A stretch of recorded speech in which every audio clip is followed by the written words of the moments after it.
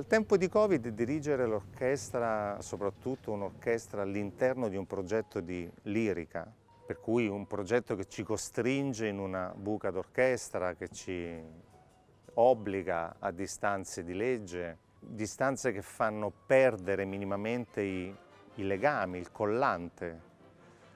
Sì, è tutto molto più difficile. È tutto molto singolare, ma diciamo che noi tutti i musicisti hanno questa caratteristica forte di essere molto einsteiniani. La crisi deve sempre essere un'opportunità di crescita.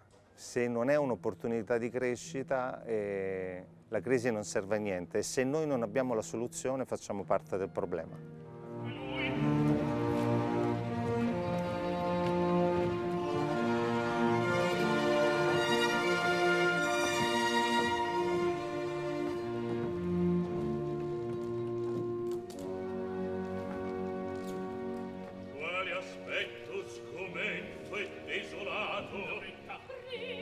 Gianni Schicchi di fatto nell'Inferno dantesco è un personaggio che viene raccontato, non è presente. Viene raccontato e viene raccontato nel girone dei falsari. E diciamo che Puccini sceglie una linea compositiva che in qualche modo richiama la struttura in terzine dei canti danteschi, terzine che spesso si raggruppano a 4, a 8 terzine, cosa che lui cerca di seguire, ma non è solo la parte stilistica, la parte diciamo strutturale interessante, ma c'è anche un suo giudizio su Gianni Schicchi, perché Gianni Schicchi viene messo da Dante appunto nel girone dei falsari, però nel suo Gianni Schicchi, non quello storico che di fatto falsifica solo il testamento di Buoso Donati a favore del nipote Simone, nel Gianni Schicchi pucciniano Gianni Schicchi non è solo un falsario, ma è anche un ladro. Si appropria del frutto della sua falsità e per questo Puccini lo pone fra i malversatori. Non ci dimentichiamo che Puccini è lucchese e nel Canto dei Malversatori, che è il 30°, c'è una forte critica di Dante ai lucchesi. E in questo senso è anche ironico che Puccini scelga proprio quel canto ed è il famoso canto che finisce con il diavolo che guida il plotone dei diavoli il cui comando viene espresso con un peto. E questo peto è presente in orchestra con una discesa rapida e feroce del fagotto, proprio come un'onomatopea, così, a dare il senso di quello che accade. All'interno del Gianni Schicchi in realtà quel verso del fagotto, quel peto, mi dispiace ma questo è, in realtà è il punto in cui l'attenzione di Spinelloccio, il medico, viene richiamata, perché immagino che Puccini abbia immaginato il momento in cui un cadavere, questo succede, un cadavere comincia ad emettere dei rumori strani, singolari, e questo avrebbe potuto smascherare il Gianni Schicchi che in quel momento fingeva di essere Buoso Donati.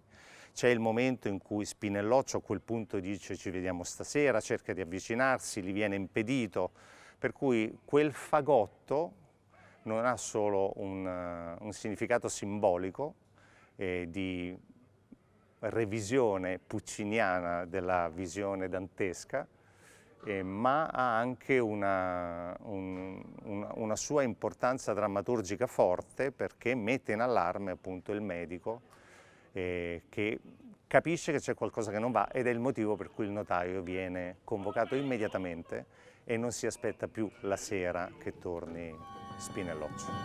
Ha avuto il beneficio, altro che, ah che potenza, l'arrivata la scienza, vediamo, No, di cosa? ma io, Di cosa? no, maestro Spinelloccio!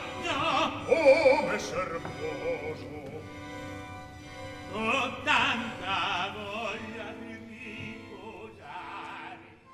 Nel percorso pucciniano Gianni Schicchi rappresenta una ulteriore evoluzione del linguaggio musicale pucciniano e soprattutto se considerato in relazione al suo contesto proprio, che è quello del trittico, composto da Tabarro, Suor Angelica e Gianni Schicchi per l'appunto, che va considerata come un'opera unica, un'opera compiuta nel suo insieme, cioè nell'insieme delle tre opere. Rappresenta un'ulteriore evoluzione nel linguaggio strumentale, soprattutto pucciniano, nel linguaggio vocale, e qualcosa che era già iniziato contemporaneamente con la rondine, e cioè uno stile compositivo che guarda ai grandi compositori francesi, tedeschi, cercando di mediare tutte quelle lezioni all'interno di un progetto tutto di opera italiana. E se consideriamo il trittico nel suo insieme, dovremmo anche verificare come Puccini di fatto inverta un po' l'ordine dei fattori che lo avevano guidato fin lì.